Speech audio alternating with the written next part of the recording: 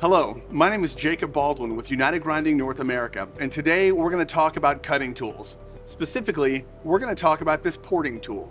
This port cutting tool is specifically designed for machining ports. These features typically manifest as cavities or openings on workpieces, usually found in automotive, aerospace, oil and gas, or hydraulic management systems.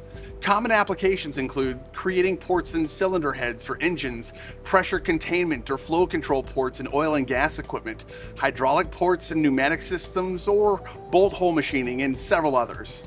Porting tools are almost always ground to exacting specifications and can include features such as chamfers, counterbores, or threads. More often than not, these porting tools are typically made from tungsten carbide for its ability to maintain a sharp cutting edge even after extended use. Lastly, you'll notice the large flutes on this tool, which are excellent at chip evacuation. Customers who grind porting tools on their Walter machines love the following features of our Walter grinders. Number one, the ability to easily change the form or the shape of any given program within our Tool Studio software.